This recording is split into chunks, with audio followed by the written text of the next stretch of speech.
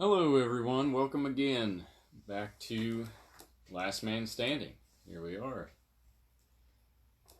Brandon Eichhorn, I'm your instructor here. I'm just getting everything, there we go, there's the live. Ready, sharing this, so I know I'm a couple minutes early. Mustache hair. There we go. Alrighty, well, I'm getting there whenever it loads. There we go. We're slowly getting there. Hey, there I am. Okay, now I can see you guys coming in. I'm going to share real quick. And if you would too, I would appreciate that. Let me share my story.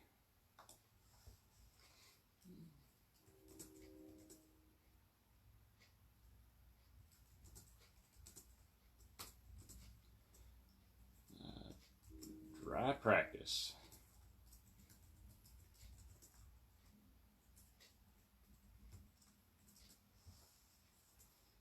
Alrighty, post that. There we go. I see we have a couple people in here. That is awesome. Thanks for watching. Welcome. We will get to the dry practice drills here in just a second. I'm going to share one more time, this time on my timeline. And post. Alrighty. Cool. Actually, I'm going to do one more. I need to share to a page. Let's go ahead and share to Squirrelies. See if we can get some extra people in here. Alrighty, cool. So, thank you for joining me. Let's see, my camera's tilted. Anyway, it's not going to matter.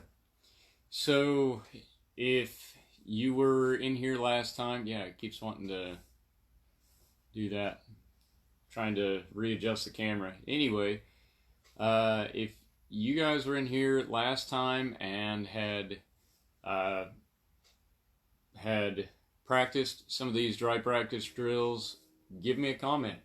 Give me a shout out. Anyway, we're going to get on with this. So right before we do, want to make sure, I see had a couple people in here. Now I'm watching me. That's okay. I'm going to keep going on. The 4 universal rules of firearm safety. So, of course, first one is treat every gun as if it's loaded. Number 2, keep your finger off the trigger and outside the trigger guard at all times. Hello, we got somebody in there. Number 3 is number 2, never aim at anything that you are not willing to destroy. Number 3, keep your finger off the trigger at all times and until you are ready to shoot. And number 4, be sure of your target and what is beyond. So, let's go ahead and take some time, do an ammo check, a live ammo check. Make sure that there is no live ammo in your area here. Also, don't forget to do your 1 second of cheap insurance. Today, I've got my Glock 19 Gen 5. I've established a safe direction here. This will stop any live rounds, but I don't have any live rounds. 1 second of cheap insurance. Drop your magazine. I have some dummy rounds in here today. As you can see, they're just the plastic. And I am going to check, make sure nothing in there, nothing in there. Gun is clean. So I'm going to lock it back. This is where we want it to be. Locked back, and you can have a magazine out if you have an empty mag or whatever. I've got some of these dummy rounds, so I'm going to kind of do a couple of drills real quick. Anyway, with that, So, giving you some time to check your area, make sure there is no live ammo anywhere, nothing on your person, in your pockets anywhere. That way, just for safety, can't be too safe. So we've done our safety checks on our gun, make sure that that is clear. We have a clear magazine or at least dummy rounds in there. First of all, real quick, I usually tell people if you have dummy rounds or you go to buy dummy rounds, please don't get the ones that have been shot and then they drill a hole in it and put a real bullet back into it. Get the ones that are at least like a plastic bullet that's been put back in there, so you don't accidentally grab the wrong ones thinking that they're dummy rounds and they're live rounds, or vice versa, because you don't want to be in that situation either. So I prefer like just the straight orange plastic ones. There are some people that have said, well, they don't load or flip out of the gun like real ones do. They load just as well. They're manufactured that way. They don't weigh the same. Who cares how they flip out of the gun? They're going to load. They're going to simulate malfunctions. They're going to do everything just as well. So stay safe. Anyway, so we're going to remember slow is smooth, smooth is fast. Just a quick recap from the other day. If you joined us, we had gone over, get that out of the way, proper grip, the high compress ready. So everything, basically what we were talking about was whether you're drawing from a holster on the outside, whether you're drawing from a concealed carry holster, whether it's from the 6 o'clock position, the middle of the back, which I don't really suggest, but that's my personal preference. I don't like it. For one, I can't guard it back here, and secondly, if I slip and fall, that's my spine. So don't really like that position. And then there's the 4 o'clock position, the 3 o'clock position. Anywhere in that, there's your appendix carry, there's shoulder carry, there's any of that. Wherever you're drawing from, everybody's going to end up being right here. So the high compress ready. So this is basically where we had practiced from, and we had practiced keeping our hand either on our chest or high stomach, whatever's more comfortable for you, and then getting out here and then joining and getting that grip and getting back out to target. So going from one-handed as if from a draw to a two-handed and everything. Mind your external safeties. If you have an external safety, this one does not. This is the Glock Gen 5. Glock 19 Gen 5 has no external safeties, but some of them have a thumb safety there, so make sure that you are clicking that off and practice putting it on as well. So that way you don't end up getting into a situation and you need it and the safety's on and it will never go bang when you need it to. Talked about bringing your sights to your sights to your eyes, not your eyes to your sights. Consistency. Talked about trigger press, proper finger placement, reset, and then did a little bit with rifle. Today I am just going to go over the pistol dry fire right now. I'm going to kind of make this one short but sweet. So go back, watch the other video. If you have any questions, you should probably review that anyway, if you're not familiar with that stuff anyway. So remember, slow is smooth, smooth is fast. Don't worry about your speed. Speed will come. We're talking about getting it right. The whole point of practicing this is to get it built in and get it built in correctly so that we can when in a stress situation, our higher brain checks out and all thought processes pretty well go out the door, we will go back to our training. So this will give us something to go back to, and it'll be like second nature. Your body's just automatically going to know what to do. So today I'm going to talk about tap, rack, aim. Now, you probably heard tap, rack, bang. This is what a lot of police have been taught, was tap, rack, bang. So whenever they have a malfunction, I'm going to kind of see if I can simulate a malfunction there, just like that. This is more like a failure to eject or a failure to feed, where I actually have that at an angle in there, okay, where it started to eject, but I closed it before. I had to simulate that. But this is a good simulation. This is something, we now have a malfunction. It won't go bang. So I'm in the middle of a fight.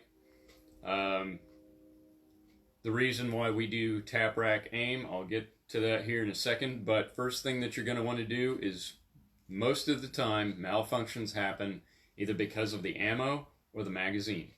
So the magazine is most of the time going to be the problem if you've fired one round and then you have a malfunction, especially if it's something like this. So most of the time, the problem is that the magazine is not fully seated in there. It may be in there, but maybe it didn't click. Maybe it didn't seat. So first thing, we're going to tap the bottom of the magazine. We're going to rack it, and as I'm racking it, I'm going to throw this. I'm going to roll my wrist over to the right. I want to throw that round out. I want to get it out of there. Okay, this is between me and my threat. My problem is my threat, and it's here. So I need to get this thing out of the way as fast as possible, get another round in there so I can take care of my threat. So I click, it clicks, it does not go bang. I just want to pull this up, finger off the trigger. Okay, my finger automatically comes off the trigger. I want to look up and assess my situation. I can still see my threat. I can still see all that. I want to lift this up just a little bit. I see that I have a malfunction. So tap, rack, and then aim. Notice my finger is still off the trigger and outside the trigger guard. The reason why we tap, rack, aim instead of, or get back on target. I love you. Love you too, buddy. Instead of tap, rack, is because we don't want to automatically, when we get into a high stress situation, if we, Lord forbid, we should ever have a home invasion or something that way, we don't want to ingrain that into our training, into our brain, that we're just going to tap, rack, and then shoot. I want to make that distinction between whether or not I should shoot or not. I want to decide when to shoot, not my brain just deciding this is what we've done in the past, this is what we're going to do, so no matter what's in front of us, we're going to bang. We're just going to come out, we're going to tap, rack, and then we're going to shoot.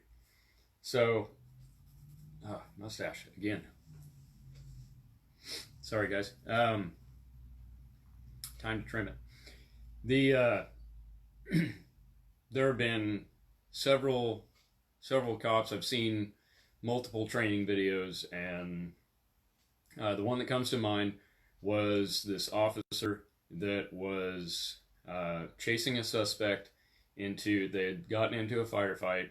The suspect had ran into this, basically like an apartment building or whatever. So he's up the stairs and goes down the hall, and he goes down to like the third door and cuts into the left one, the left door there that was open, I guess. And so the perpetrator runs in there, and he's, they're exchanging fire. They're in this firefight.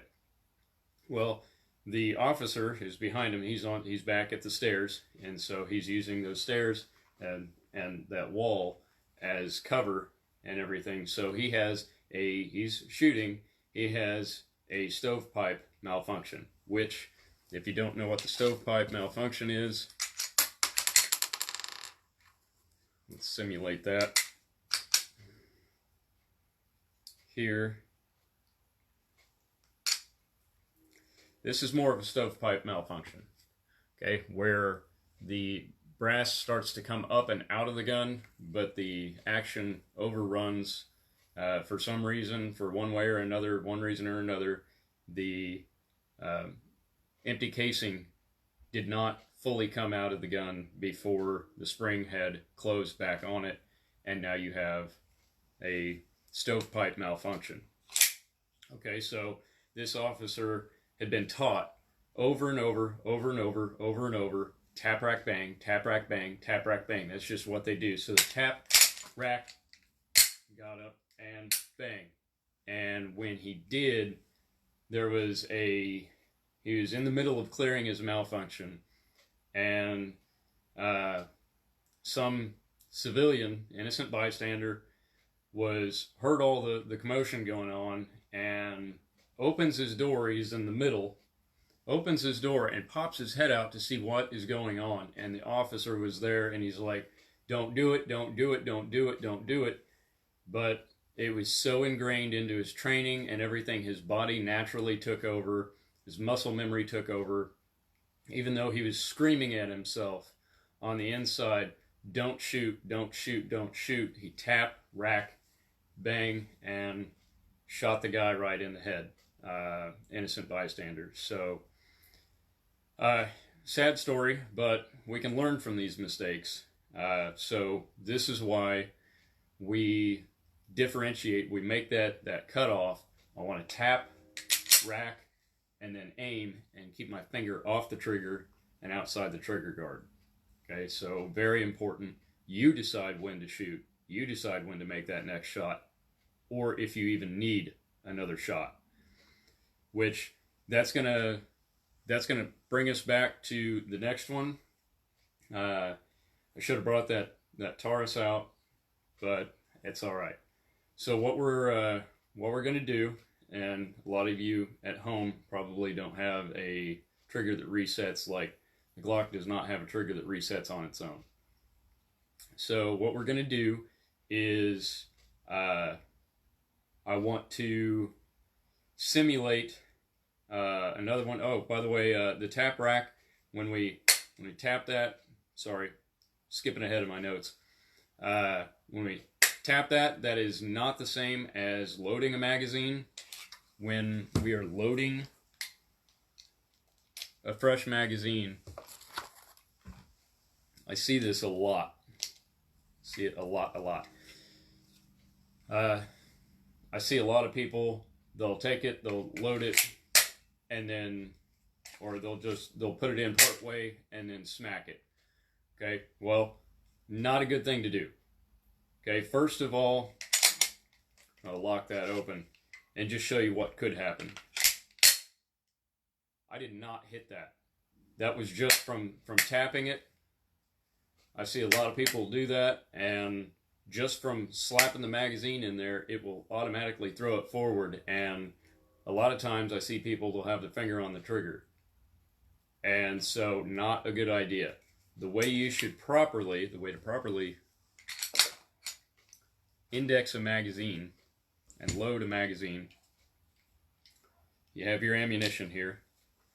First thing you want to do is in your support hand, we want to grip the magazine to where the magazine is in the palm of my hand. Here, it's in the meat of my hand. And have it all the way back to where your finger, your pointer finger on your support hand is touching the bullet, that front bullet. Now, why do I do this? First of all, a lot of times when we carry, if we go to get a second magazine, these magazines are usually upside down in our case. They've been bouncing around and everything as we move throughout the day, whatever. We pull them out and they look like that. They're actually forward in the magazine. So what this is going to do is gets you to where you're going to know You're going to push that thing back because you want it to load. You want it to feed reliably. When we're doing a magazine change, or especially if we're changing from a malfunction, we don't want to set up another malfunction. So get your index, the first bullet in there, and then you're automatically going to know where the back of your hand is.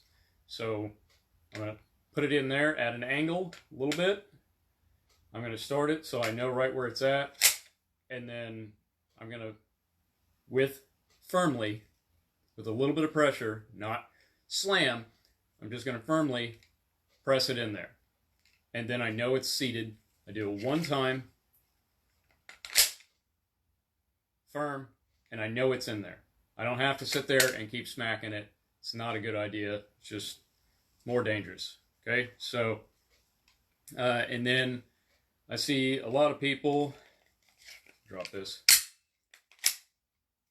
when they're putting that in, they'll take it and they'll want to baby that slide. It's still out of battery.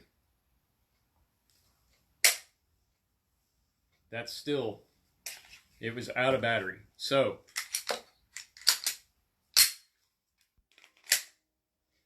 when you put it in there, don't baby the slide. Keep your finger off the trigger, outside the trigger guard. But the thing that I see, these guns, whenever you shoot them, the recoil is going to be so much pressure. That spring has so much pressure. It's designed to have so much pressure and to slam that thing forward with so much force.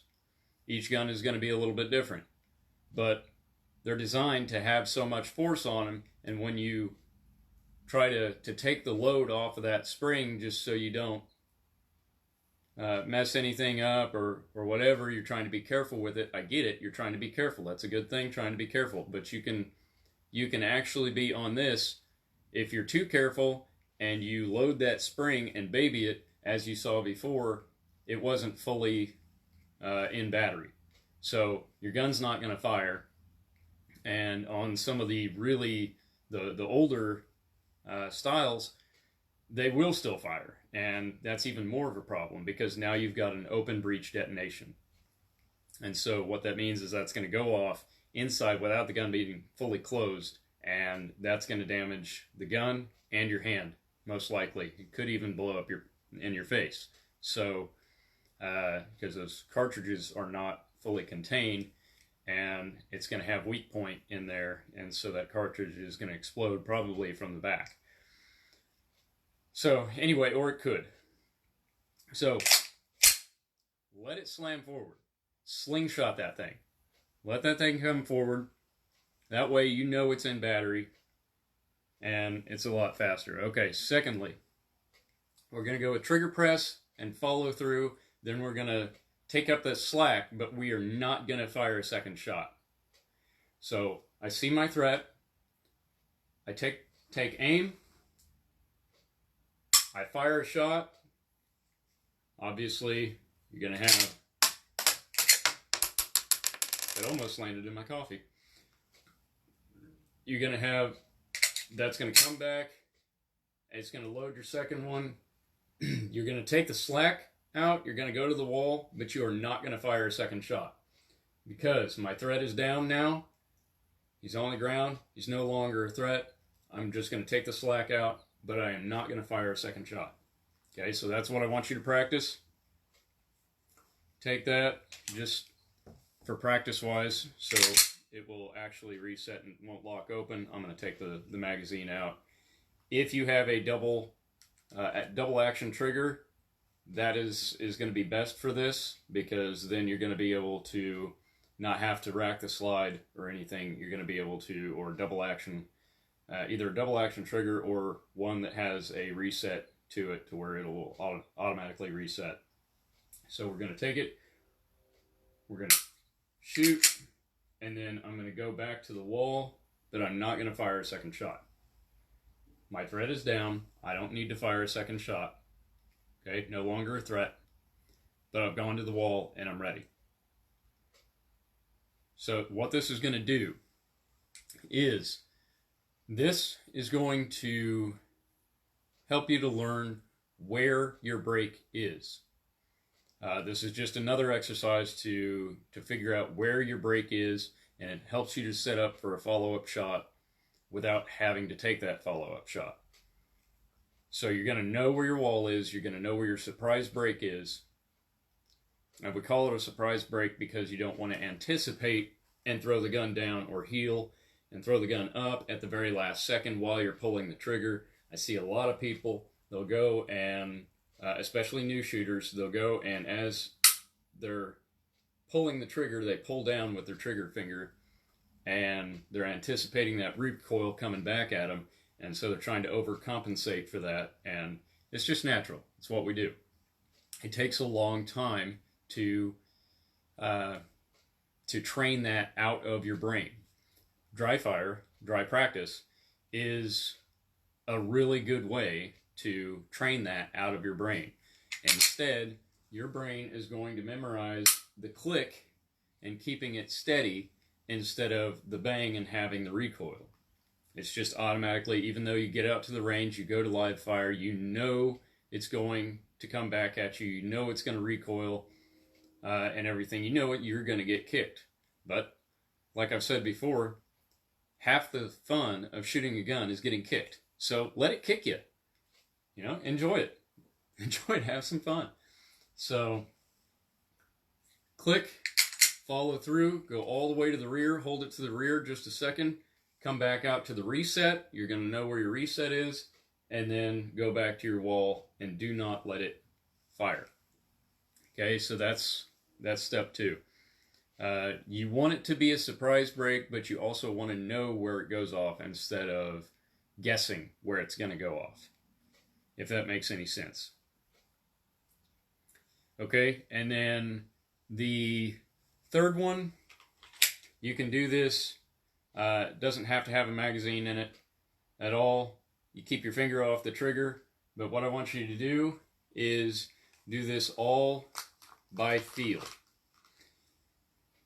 Take from wherever you're holstering, or if you're holstering, whatever, take it. We're going to aim with our eyes closed. Okay, I know this sounds totally weird. You're going to aim with your eyes closed. So, this is what I want you to do. Obviously, make sure you're clear. And then, I am going to keep my eyes closed, and just by feel, I'm going to keep my finger off the trigger, outside the trigger guard, and I'm going to repeat this process. I'm going to get my grip, and I'm going to come up, and then I'll open my eyes once I get on target. I'm going to open my eyes and see where I'm at, see where my sights are. What this is going to do is I want to, even in the dark, I want to be able to know where I'm aiming. It takes 3,000 to 5,000 repetitions to ingrain something into your brain. So after you do this with your eyes open for quite a while, just like I said before, from the high compressed ready, you get it out there, we're pressing to the target, and automatically everything comes up and our sights are lined up perfectly, keeping both eyes open. And we're going to do this until we make sure our sights are going to keep coming right back in on target, right where we want them. Okay?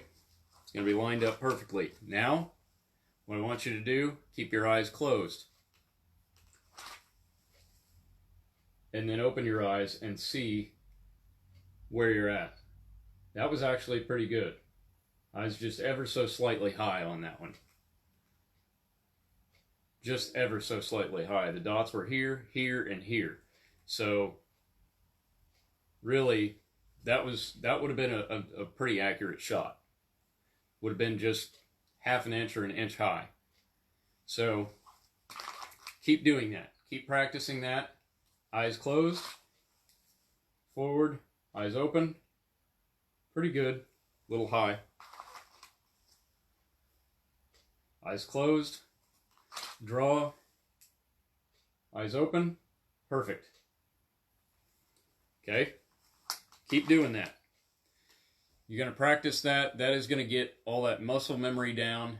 And what you're doing is you're relying on that muscle memory, those senses. You're going to feel, you're going to know, you're going to be able to do everything by feel without sight. So you know right where you're aiming. You do that, you get good at that, you won't have any problem, especially because if you, Lord forbid, you do happen to get into a situation or anything, you may be in the dark, you may not be able to see your sights. So you need to know where your sights are. You need to know where you're aiming without being able to see where you're aiming. So I guarantee you do that, and then obviously should a situation come upon you or you get ambushed, you will be able to react and know, because your brain is not going to be able to focus on getting that perfect sight alignment. You're not going to be able to have that time to get the perfect sight alignment before you squeeze the trigger. So you're going to be focused more on your threat. You need to be able to know where you're aiming, and so you're not aiming high, low, left, right, whichever. And you'll know where you're aiming, and you can keep your eyes, you get that flash sight picture. You can kind of generally see your sights and still know right where you're aiming. So hope this helped. Thanks for joining us. See, we had quite a few people. Please like and share. Don't forget to like the page. Go visit both of our websites, and it's one of the things I haven't done yet, but I'm going to start loading some of these onto our YouTube channel. So go to our websites, go down to the bottom. There is a link there that you can go and subscribe to our YouTube channels, like our Facebook pages, and don't forget to share. Until then, hope this helped. Leave me a comment if this helped you, if this gave you some new ideas or something, or even if you practiced the last time. You want to see more, give me some suggestions on some of the stuff that you want to see, something that you want to practice, and we'll go from there. So until then, stay safe, stay awesome. I love you guys. I'll see you next time. Bloop.